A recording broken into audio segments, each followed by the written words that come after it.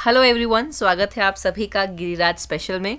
तो आज की वीडियो में हम लोग हिमाचल प्रदेश के मोस्ट इम्पॉर्टेंट करंट अफेयर्स को डिस्कस करेंगे, जो कि गिरिराज साप्ताहिक पत्रिका पर बेस्ड होंगे। तो चलिए बढ़ते हैं पहले क्वेश्चन की तरफ।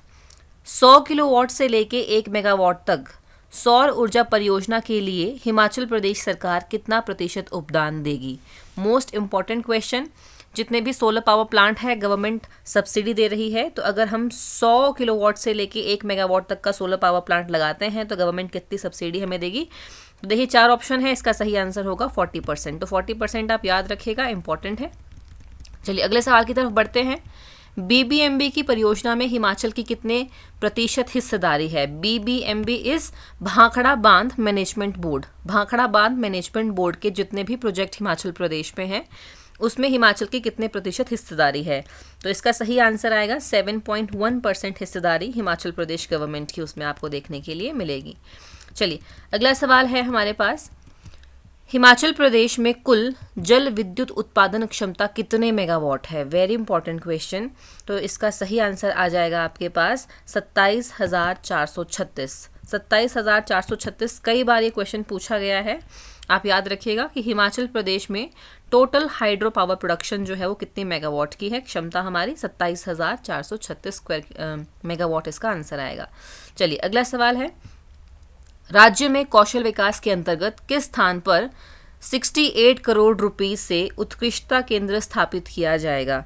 सेंटर ऑफ एक्सीलेंस, ठीक है जी, सेंटर ऑफ एक्सीलेंस की बात हो रही है। तो सवाल है कि हिमाचल प्रदेश में कहाँ पर सेंटर ऑफ एक्सीलेंस बनाया जा रहा है? देखिए 4 ऑप्शन आएंगे आपके पास। सही आंसर आएगा वाकना घाट, ठीक है जी। ये थोड़ी स्पेलिंग आप देखना है यहाँ पे। वाकना घाट इज द राइट आंसर, और वाकना घाट जो है वो सोलन जिला में है। सवाल ये भी आपसे पूछ सकते हैं कि जो वाकना घाट है वहाँ पे सेंटर ऑफ एक्सीलेंस बनाया जा रहा है, तो कितना उसके लिए जो है वो बजट रखा गया है? तो 68 करोड़ रुपीज़ से भी आंसर आता है, ठीक है जी। 68 crore rupees. Centre of excellence होगा क्या? जैसे कि हिमाचल प्रदेश का जो यूथ है, तो हम जो है वो इतने बेरोज़गार अभी इस टाइम पीरियड पे आपको देखने के लिए मिलेंगे। तो क्योंकि हम लोगों में जो है वो स्किल की कमी है, तो लोगों में और यूथ में स्पेशली जो है वो स्किल को डेवलप करने के लिए अलग अलग तरह की, ताकि वो अपना रोज़गार खुद कमा पाएँ और वो फाइनेंशियली जो है वो थोड़े स्टेबल हो पाएँ। तो उसके लिए सेंटर ऑफ एक्सीलेंस बनाया जा रहा है, जहाँ पे अलग अलग तरह की जो स्किल है वो डेवलप की जाएगी यूथ में। तो ये 68 करोड़ रुपीज़ का इसके लिए बजट अलॉट किया गया है। वाकना घाट में ये ओपन होगा। चलिए आगे बढ़ते हैं अगले सवाल की तरफ हम लोग। राज्य में पर्यटन और साहसिक खेलों के विकास के लिए नादौन क्षेत्र में किस अंतर्राष्ट्रीय संगठन की मदद से एक विस्तृत योजना तैयार की जा रही है? Very important. तो कौन सा ये संगठन है जो कि नादौन में फंडिंग कर रहा है पर्यटन और साहसिक खेलों के विकास के लिए? तो नादौन में जो फंडिंग करेगा उसका सही आंसर है एशियन डेवलपमेंट बैंक। तो एशियन डेवलपमेंट बैंक जो है वो फंडिंग करेगा नादौन एरिया में उसको डेवलप करने के लिए। चलिए अगला सवाल आ जाएगा हमारे पास। वर्ष 2023 में हिमाचल प्रदेश में आई प्राकृतिक आपदा में जिन व्यक्तियों के मकान पूर्ण रूप से क्षतिग्रस्त हो गए, उन्हें शहरी क्षेत्रों में मकान बनाने के लिए कितनी भूमि दी जाएगी? ठीक है जी। आज जैसा कि आप सभी को पता है हिमाचल प्रदेश में जो है वो बहुत ज़्यादा लैंडस्लाइडिंग हुई, बहुत ज़्यादा फ्लडिंग हुई, जिस वजह से बहुत लोगों को जो है वो नुकसान हुआ है, जान का भी और प्रॉपर्टी का भी। तो जिन लोगों के घर पूरी तरह से ख़त्म हुए हैं, एक तो उन्हें फाइनेंशियली भी हेल्प किया जाएगा, 7 लाख के आसपास उन्हें जो है वो फाइनेंशियल हेल्प दी जाएगी। इसके अलावा उन्हें जो है वो ज़मीन भी दी जाएगी घर बनाने के लिए। तो शहरी क्षेत्रों में कितनी भूमि दी जाएगी? 2/20 इसका सही आंसर आएगा। 2/20 जो है वो शहरी क्षेत्रों में प्रोवाइड किया जाएगा ऐसे लोगों को। और अगर यहाँ पे क्वेश्चन थोड़ा सा चेंज करके आता ग्रामीण क्षेत्र, कि ग्रामीण क्षेत्रों में उन्हें कितनी भूमि दी जाएगी, तो ग्रामीण क्षेत्र में सही आंसर होता 3/20। अगर शहरों में दी जाएगी तो 2/20 मिलेगी, और ग्रामीण क्षेत्रों में जो मिलेगी वहाँ पे 3/20 मिलेगी। तो ये आप ध्यान दीजिएगा। लेकिन ये उनके लिए हैं जिनके मकान पूरी तरह से ख़त्म हो चुके हैं। अगर हल्के फुल्के जो है कोई नुकसान हुआ है तो उसके लिए गवर्नमेंट फाइनेंशियली हेल्प करेगी। चलिए अगला सवाल है। हिमाचल प्रदेश अनाथ बच्चों और बेसहारा वर्गों के लिए कानून के तहत योजना बनाने वाला देश का कौन सा राज्य बन गया है? तो हिमाचल प्रदेश में अनाथ बच्चों और बेसहाराओं के लिए जो है वो बहुत सारी योजनाएं चलाई गई है। चिल्ड्रन ऑफ स्टेट उसी के अंदर हम लोग पढ़ते हैं। मुख्यमंत्री सुख आश्रय कोष हमने वहीं पे पढ़ा है। तो इसका सही आंसर आएगा पहला राज्य बना है। ठीक है जी, पहला राज्य बन चुका है हिमाचल प्रदेश जो इस तरह की पहल कर रहा है। चलिए आगे हम बढ़ते हैं अगले सवाल की तरफ। Next question is, Indira Gandhi बालिका सुरक्षा योजना के तहत 2 बेटियों के बाद परिवार नियोजन अपनाने पर प्रोत्साहन राशि 25,000 से बढ़ाकर कितने रुपए कर दी गई है। तो अगर 2 बेटियों के बाद जो है वो परिवार नियोजन अपना लिया जाए, फैमिली प्लानिंग, कि हमको बस 2 ही बेटियां अब चाहिए, तो अब जो है वो गवर्नमेंट कितने रुपए देगी। ठीक है जी, पहले 25,000 मिलते थे, इसका सही आंसर आ जाएगा 1 लाख रुपए। ठीक है जी, 1 लाख रुपए। अगर 2 बेटियां हैं और 2 ही बेटियां, कोई कपल चाहे कि बस हमको 2 ही बेटियां चाहिए, हमको जो है वो बेटे का लालच नहीं है, ठीक है जी, तो इसका सही आंसर आ जाएगा 1 लाख रुपए भी दिया जाएगा। आप योजना भी याद रखिएगा कि किस योजना के तहत मिलेगा, इंदिरा गांधी बालिका सुरक्षा योजना। और इसी तरह का एक क्वेश्चन हम डिस्कस कर चुके हैं कि इस योजना के तहत अगर एक बेटी के बाद ही परिवार नियोजन को अपना लिया जाता है तो प्रोत्साहन राशि वहाँ कितनी दी जाती है, 2 लाख उसका सही आंसर होगा। तो एक बेटी के बाद 2 लाख रुपए मिलेंगे और 2 बेटियों के बाद मिलेंगे 1 लाख रुपए। ठीक है जी, तो इसको जो है आप अच्छे से याद रखेंगे, इस क्वेश्चन को, अच्छा इंपॉर्टेंट क्वेश्चन है।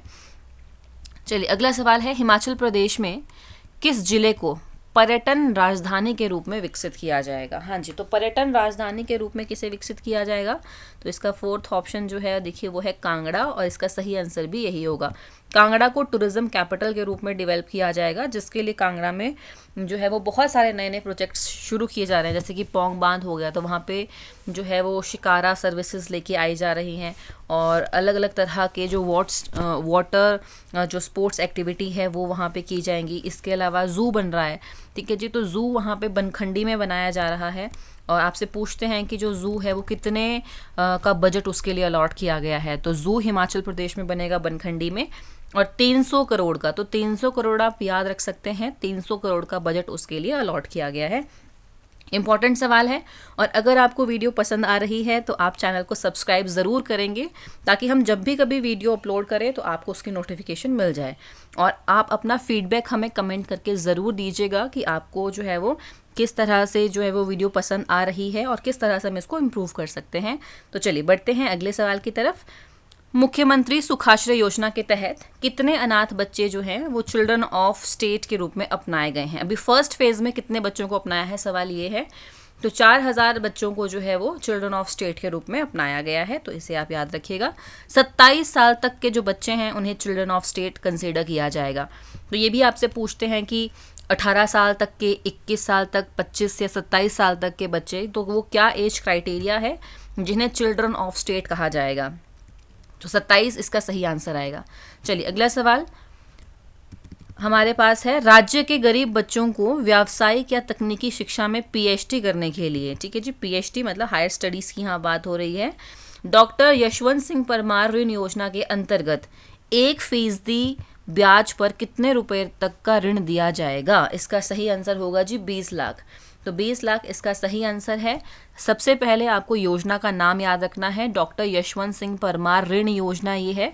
और अगर कोई भी जो स्टूडेंट हैं वो पीएचडी करना चाहते हैं, कोई हायर स्टडीज़ वो करना चाहते हैं, तो उन्हें एजुकेशन लोन दिया जाएगा। तो कितने % जो है वो इंटरेस्ट पे दिया जाएगा, ये भी सवाल पूछते हैं, 1% का, 2%, 5%। तो राइट आंसर इज़ 1%, जो है वो 1% ब्याज पे जो है ऋण दिया जाएगा। कितना मैक्स टू मैक्स लोन मिल सकता है, 20 लाख रुपए तक का, ठीक है जी, 20 लाख रुपए, तो आप याद रखेंगे।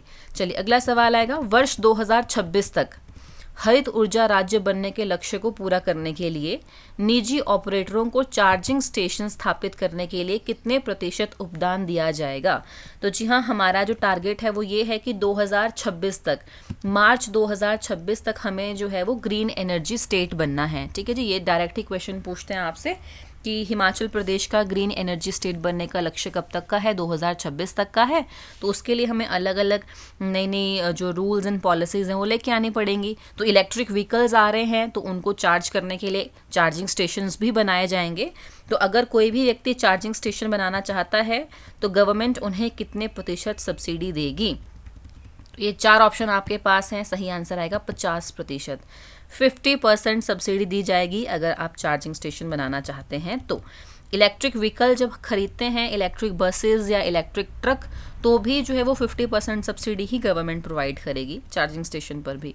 चलिए अगला सवाल है, वर्तमान सरकार ने मनरेगा के तहत मिल रही दिहाड़ी को 224 रुपये से बढ़ाकर कितने कर दिया है? तो मनरेगा के तहत दिहाड़ी बढ़ाई गई है और इसका सही आंसर आएगा 240 रुपये जो है अभी दिहाड़ी बढ़ा दी गई है। इसी तरह का एक क्वेश्चन हम लोग लास्ट वीडियो में भी डिस्कस कर चुके हैं, जहाँ पे सवाल कुछ इस तरह से था कि मनरेगा के तहत जो ट्राइबल एरियाज़ हैं वहाँ पे कितनी जो दिहाड़ी है वो हो गई है। तो मनरेगा के तहत वहाँ पे 294 रुपीज़ जो है वो ट्राइबल एरिया में दिहाड़ी हो गई है और बाकी जगह पे आपको 240 मिलेगी। तो आपने ये थोड़ा ध्यान रखना है कि पूछा किस जगह के बारे में जा रहा है। चलिए आगे बढ़ते हैं। वर्ष 2019 में देश में जल जीवन मिशन की शुरुआत की गई, जिसके तहत किस वर्ष तक देश के सभी घरों में घरेलू नल कनेक्शन देने का लक्ष्य रखा गया है। तो जल जीवन मिशन की घर घर तक जो है वो नल के थ्रू जल पहुंचे, ऐसा एक ये मिशन है। तो 2019 में से शुरू किया गया था और इसका टारगेट ईयर जो है वो है 2024। तो 2024 आप याद रखेंगे। चलिए आगे हम बढ़ते हैं। हिमाचल प्रदेश में भी जो है वो नल के लग चुके हैं। अब उन नल में पानी आए या ना आए वो अलग बात है, ठीक है। तो वैसे जो गवर्नमेंट का लक्ष्य है वो तो ये है कि 55 लीटर जो है, ठीक है जी, 55 लीटर पर डे पर व्यक्ति गवर्नमेंट जो है वो प्रोवाइड करेगी पानी इस मिशन के थ्रू। पर 55 लीटर तो नहीं, 5 लीटर मिल जाए वही बहुत है। चलिए आगे अगला सवाल है आपके पास। ग्रामीण महिलाओं के आर्थिक सामाजिक सशक्तिकरण को बढ़ावा देने के लिए सशक्त महिला योजना की शुरुआत की गई है। तो इसके लिए किस आयु वर्ग की महिलाओं को जो है वो इन्होंने लाभान्वित किया है, ठीक है जी। तो सशक्त महिला योजना में कौन सा जो एज ग्रुप है उन्हें लाभ मिलेगा? तो ये देखिए, ठीक है जी, सशक्त महिला योजना और एज क्राइटेरिया ये आपके पास सामने दिया गया है 4 ऑप्शन। तो इसका सही आंसर आएगा आपके पास 11 to 45, ठीक है जी, 11 to 45। 11 से 45 साल तक की जो महिलाएं हैं उन्हें सशक्त महिला योजना के तहत जो भी फैसिलिटीज़ हैं वो प्रोवाइड की जाएंगी। तो इस तरह का एज क्राइटेरिया आप ध्यान दीजिएगा। अगला सवाल है हमारे पास। मुख्यमंत्री विधवा एवं एकल नारी आवास योजना के तहत 7,000 महिलाओं को घर बनाने के लिए कितने रुपए की सहायता राशि दी जा रही है? तो इस योजना के तहत घर बनाने के लिए कितने दिए जाएंगे रुपए? 1.5 लाख रुपए, ठीक है जी, 1.5 लाख रुपए जो हैं वो प्रोवाइड किए जाएंगे। तो 1.5 लाख भी आप याद रखेंगे। और मुख्यमंत्री विधवा एवं एकल नारी आवास योजना जो है इसका नाम है। चलिए आगे बढ़ते हैं। चिल्ड्रन ऑफ द स्टेट, ठीक है जी, चिल्ड्रन ऑफ द स्टेट, इन्हें विवाह अनुदान की राशि कितने रुपए प्रस्तावित की गई है? तो जो चिल्ड्रन ऑफ द स्टेट हैं, 27 साल तक के जो बच्चे हैं, ठीक है, जो अनाथ हैं, अगर वो शादी करना चाहते हैं तो उन्हें गवर्नमेंट कितने रुपए जो है वो शादी पे देगी, ठीक है जी। तो इसका सही आंसर आएगा 2 लाख रुपए। 2 लाख रुपए गवर्नमेंट ने एक बहुत अच्छा इनिशिएटिव लिया है, जिसके तहत जो 27 साल तक के बच्चे हैं, ठीक है जी, सभी इसमें इंक्लूड नहीं है, सिर्फ वही हैं जो अनाथ हैं, जिनके जो बेहद बेसहारा हैं, जिनके परिवार में कोई रहा नहीं। तो 27 साल तक उनका जो पालन पोषण है वो कौन करेगा? सरकार करेगी। इसीलिए उन्हें चिल्ड्रन ऑफ द स्टेट कहा गया है। तो इसके तहत उन्हें जो है वो पढ़ाई लिखाई में रहने के लिए सारी चीज़ें गवर्नमेंट प्रोवाइड करेगी। इवन पर मंथ जो पॉकेट मनी है वो भी गवर्नमेंट देगी। 4,000 रुपये पर मंथ उन बच्चों को दिया जाएगा। उसके बाद घर बनाने के लिए 3 बीसवा लैंड भी मिलेगा। घर बनाने के लिए जो है वो फाइनेंशियली हेल्प भी किया जाएगा। और शादी अगर वो करते हैं तो शादी के लिए जो है वो 2 लाख रुपये यहाँ पे गवर्नमेंट देगी। तो एक बहुत अच्छा जो फ़र्ज़ है वो गवर्नमेंट निभा रही है यहाँ पे उन बच्चों के लिए। अगला सवाल आएगा। वर्ष 2023 में हिमाचल प्रदेश के किस स्थान पर 3 दिवसीय एशियन राफ्टिंग चैंपियनशिप का सफल आयोजन किया गया? तो एशियन राफ्टिंग चैंपियनशिप कहाँ पर आयोजित की गई है जी? सही आंसर आएगा नादौन। तो नादौन में इसे जो है वो कंडक्ट किया गया था, आप याद रखेंगे। अगला सवाल आएगा आपके पास। राज्य में किस वर्ष राष्ट्रीय पेंशन प्रणाली शुरू की गई थी? हिमाचल प्रदेश में कब राष्ट्रीय पेंशन प्रणाली शुरू की गई थी? सही आंसर आएगा 2003। 2003 में जो है वो राष्ट्रीय पेंशन प्रणाली को शुरू किया गया था। चलिए अगले सवाल की तरफ बढ़ते हैं। हिमाचल प्रदेश में बाढ़ सुरक्षा परियोजना में प्रमुख फीना सिंह परियोजना की शुरुआत किस वर्ष हुई है? ठीक है जी, फीना सिंह परियोजना जो है वो बहुत न्यूज़ में है, क्योंकि ये जो प्रोजेक्ट है वो ख़त्म होने में ही नहीं आ रहा है। फिर हमको सेंट्रल गवर्नमेंट को बोलना पड़ा कि देख लो भाई, आप कर लो इसको कंप्लीट। तो फीना सिंह परियोजना की शुरुआत कब हो चुकी है? ये जो 2011, ठीक है, 2011 में जो है वो फीना सिंह परियोजना की शुरुआत हो चुकी है।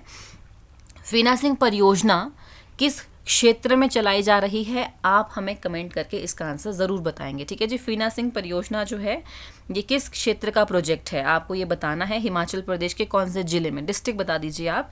और इसी के साथ हमारी वीडियो जो है वो कंप्लीट होती है। आपको वीडियो पसंद आई है तो लाइक शेयर कमेंट आप ज़रूर कीजिएगा। और अब हम मिलते हैं नेक्स्ट वीडियो में। Okay bye, thank you.